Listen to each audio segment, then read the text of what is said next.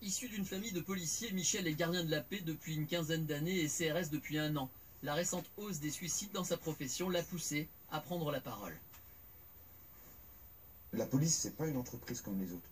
La police, quand vous entendez un collègue qui suicide, que vous connaissez ou que vous ne connaissez pas, ça vous touche. Parce que vous vous dites, je vis la même galère que lui. On n'a pas l'impression qu'on prend vraiment notre souffrance en compte. Michel se sent concerné. Lui-même victime d'un burn-out, il a essayé dans le passé de mettre fin à ses jours. J'ai pensé pendant un moment que je ne pourrais pas m'en sortir de moi-même, et oui, j'ai voulu atteindre. J'ai voulu me suicider, ouais. Avec mon arme. J'ai essayé ou pas? J'ai essayé. Ouais. J'ai eu la chance qu'un de mes collègues qui est arrivé au moment où j'allais trouver le courage de le faire, et qui m'en a empêché, qui m'a soutenu, qui m'a pas jugé. C'est très tabou chez nous d'en parler, c'est un petit peu un aveu de faiblesse. On nous demande toujours d'être fort, on doit être des super citoyens d'après ce qu'on nous demande. Et d'avouer qu'on va pas bien, c'est dur. Et le problème, c'est que j'aimerais que par cette interview, ça change un peu les choses pour quelques collègues qui seraient dans le mal en ce moment. C'est que c'est pas une faiblesse d'aller demander un soutien psychologique, d'aller demander de l'aide. Quand vous avez un directeur général de la police nationale qui dit comme quoi c'est que familial, en grande partie, les suicides, je suis désolé, il ne doit pas savoir ce que c'est que le terrain. Malheureusement, j'ai un respect pour son grade, mais il ne doit pas avoir beaucoup de connaissances sur le terrain pour pouvoir dire ça. Bonjour à tous et à toutes, on est le 18 janvier 19 et il est midi, 17h chez vous, voilà. Alors, en 2010, avec Anne, on était dans le Lot et il y avait une vague de suicides chez les salariés de France Télécom. Et le directeur de l'époque, Lombard, avait déclaré qu'il fallait cesser cette mode du suicide. Et très cynique. Et donc on avait été voir les représentants des salariés de France Télécom et on leur avait suggéré donc de porter plainte et comme chef d'inculpation, donc harcèlement moral ayant entraîné la mort sans intention de la donner, donc homicide involontaire. Et ce chef d'inculpation donc a été retenu ensuite et fait aujourd'hui donc jurisprudence. Donc c'est pour dire à tous ces policiers, parce que figurez-vous que depuis l'arrivée de Macron, on en est à 75 suicides de policiers. Voilà. Et je tiens à rendre hommage à ce policier que vous avez eu en amont, donc, qui a brisé donc le droit de réserve, qui est en fin de compte une interdiction. Excusez-moi, j'ai un chat dans la gorge.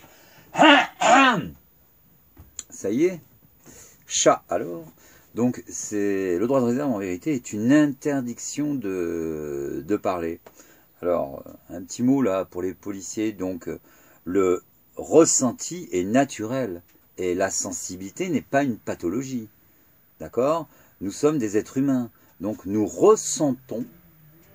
D'accord, lorsqu'il y a, si vous voulez, donc des ordres qui sont plutôt donc des invectives, hein, qui sont plutôt donc des ordres à tendance à vous placardiser ou à vous humilier. Donc ensuite, on nourrit, si vous voulez, donc du mal-être. Hein, c'est uniquement ça, et vient dessus donc le stress. Quand une personne est sous stress, elle diminue ses défenses immunitaires. Mais avant d'en venir à l'irréparable et à la tristesse que vous allez causer dans votre famille, notamment je pense aux enfants, il convient donc de mettre des mots, MOTS, sur les mots MEUX.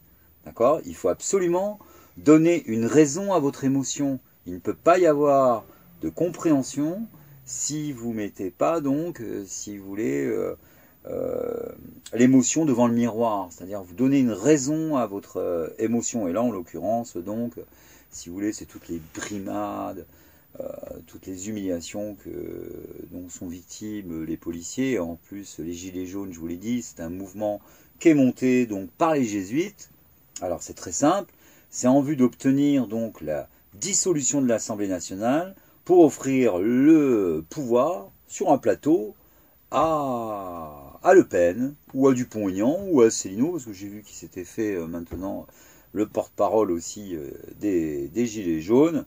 Enfin bref, c'est le caméléon, quoi, hein. Il essaye de se glisser là aussi. Voilà. Donc, revenons-en donc à la préoccupation. C'est absolument nécessaire que tous les policiers, que tous les gendarmes, qui nourrissaient donc des ressentis de mal-être, de vous regrouper et de faire, si vous voulez, de déposer une plainte collective. Il faut que la plainte soit collective. D'accord ? Donc, le chef d'inculpation, c'est celui-ci. Donc, harcèlement moral, ayant entraîné la mort sans intention de la donner, homicide involontaire, et notamment les familles des victimes, les femmes, donc qui se retrouvent aujourd'hui veuves, avec la tristesse des enfants. Voilà. Donc vous, mesdames, vous avez le droit d'aller porter plainte contre ce gouvernement, et je le rappelle, qui est complètement illégitime, hein, d'accord, puisque ce gouvernement, donc, les élites ont été donc fabriquées par donc des structures jésuitisées. C'est ce qui a amené justement l'ancien directeur des programmes scolaires, et c'est quand même pas rien. La dernière vidéo, j'ai donné la parole à Serge Bortelli, un haut magistrat. Rien ne passe, rien ne se fait derrière ça, derrière ces déclarations. Là, je vous avais donc présenté, il n'y a pas si longtemps que ça, donc Michel Lusseau, donc l'ancien directeur des programmes scolaires, donc qui démissionne en dénonçant la mainmise des jésuites sur les institutions françaises et notamment l'éducation nationale. Et il démissionne en disant, en clamant, d'accord, qu'il fait ça, il fait ce geste pour qu'il se passe quelque chose. Et il ne se passe rien. Donc, la solution, elle vient peut-être justement donc des gardiens de la République, avant d'être des forces de leur ordre là maléfique, hein, puisque vous le savez, hein, ils vont vers leur nouvel ordre. Voilà, mais bon, vous savez aussi que derrière ces politiques donc se cache une idéologie nazie qui contrôle toutes les autres idéologies. Exemple, les francs-maçons, donc, qui ont été créés en 1773. Après, donc, c'est les jésuites qui ont été chassés en 69. Ils sont revenus 4 ans après, donc en créant donc le Grand Orient politique. D'accord ? Donc, ça, si vous voulez, c'est pour vous expliquer qu'ils ne sont pas avares en création de fausses pistes, puisque ensuite ils se glissent dans la politique. Mais ils donnent donc, si vous voulez, aux chercheurs, aux enquêteurs, un os à ronger. Ils créent aussi les Illuminati, la même année, hein, je veux dire, pour ça ils sont pas très fins, quoi. Donc les Illuminati et la franc-maçonnerie, donc la même année, 1773, et nous, donc, on fonctionne donc sous le régime de la laïcité. La laïcité, donc, ça veut dire aucune religion, ni dans l'éducation nationale, ni dans la politique. Et ça rejoint complètement donc ce qu'a déclaré donc Michel Lusseau, d'accord, qui ne veut pas donc que l'éducation nationale, d'accord, qui se veut un lieu émancipatoire pour la conscience, d'accord, soit entre les mains, d'accord, de ritualistes. Parce que la religion, ce n'est pas de la pensée, c'est uniquement des rituels. C'est pour ça qu'avec Anne, donc, nous avons créé donc France à part, donc à part, à religieux et à politique. Et prochainement, donc, on vous proposera donc de devenir membre sympathisant, d'accord, si vous voulez, de l'idée, hein, d'accord, hein. Le but donc de la manœuvre, si vous voulez, c'est donc de reformuler un langage, tout simplement, hein, pour que nous puissions, si vous voulez, nous entendre les uns les autres, c'est-à-dire les Français de sensibilité juive, les Français de sensibilité musulmane, les Français de sensibilité chrétienne, les Français de sensibilité bouddhiste, hindouiste, enfin, bref, tout ce que vous voulez, hein, d'accord, on met de côté donc ces idéologies-là, et donc on se rassemble tout simplement parce qu'il n'y a que la conscience qui peut donner du sens. Voilà.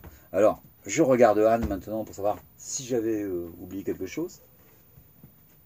Tu vois autre chose? Sinon, on vous remercie pour les messages de soutien. Et j'ai vu qu'il y en avait quelques-uns et quelques-unes qui s'inquiètent.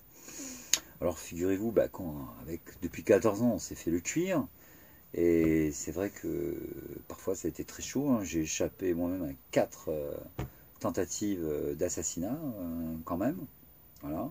Je suis passé aussi, comme les policiers, par des moments de grand désespoir. Et puis bon, quand je regardais les enfants, le chat, je me disais que non, pas le droit de baisser les bras, et aussi pour tous les autres enfants, parce qu'en fin de compte, ce que nous, notre famille, vivons actuellement, donc cette oppression, une secte qui tient tout, les médias, la politique, vous le savez, maintenant, c'est vrai que on se fait quand même du souci, mais on sait aussi qu'il existe des forces, je veux dire, extérieures, et notamment donc les grâces, c'est-à-dire la conscience universelle, voilà, qui à tout moment, et d'ailleurs, personnellement, croyez bien que je vous livre mon ressenti, parfois, je trouve que c'est un peu long.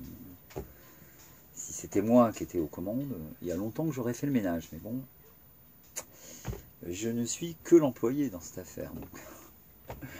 Voilà. Mais je sors aussi de mon droit de réserve. Voilà. Mais là, en face d'une création humaine, je risque rien. Là, c'est sûr, je peux l'ouvrir, t'es d'accord?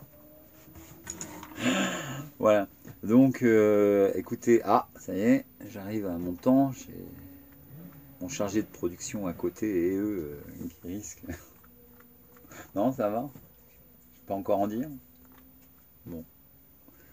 Voilà, donc si vous voulez, on a quand même l'espoir qu'il y ait une prise de conscience de la part des forces, les gardes républicaines. J'aime pas les appeler les forces de l'ordre parce que sinon ça rappelle les jésuites. Donc les gardiens de la République. Et je vous invite à relire cet article 12. Alors, vite fait, il dit ceci, qu'une force est constituée donc, pour protéger le vivre ensemble, donc la déclaration des droits de l'homme et du citoyen, qui est notre préambule, notre constitution, et elle est suprême, je le rappelle, donc je demande ce que font les sénateurs, les législateurs, enfin bref, ceux qui sont, si vous voulez, en charge de surveiller au grain, voilà, le meunier d'or, pour cause, il est corrompu, il y a énormément de corruption en lieu.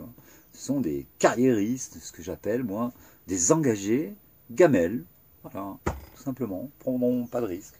Donc, une fois que le déclic psychologique s'est opéré, parce que c'est de ça dont il s'agit donc dans la tête de nos gardiens de la République, je pense que cette plainte collective pourra se faire, pourra être mise en place, parce que je ne vois pas pourquoi on continuerait. On en est à 75 suicides depuis l'élection de Macron, donc je ne vois pas pourquoi les policiers continueraient à se suicider pour la politique des jésuites.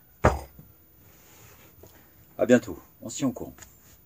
Et n'oubliez pas, vite fait, que donc ce mouvement, les Gilets jaunes, a pour but tout simplement d'avoir la démission d'Édouard Philippe pour provoquer des législatives et voir arriver Le Pen sur un plateau, ou Dupont-Aignan, ou Asselineau. Voilà. Le fascisme, quoi. De toute façon, le fascisme est déjà là. Il est seulement, si vous voulez, camouflé, il est masqué. Mais en fin de compte, ce gouvernement ne travaille que pour l'installation et l'arrivée du FN. C'est ce que Léo Ferré disait, le PS est une salle d'attente pour les fascistes. Voilà. Merci. Ah oui, alors, messieurs les policiers, je vous invite à aller visionner. L'hypersensibilité n'est pas une pathologie sur notre chaîne. Voilà.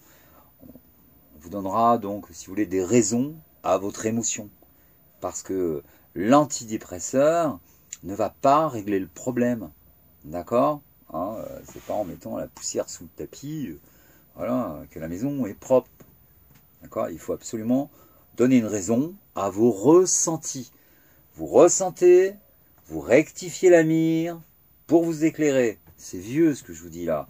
L'or, la mire et l'encens. Ciao.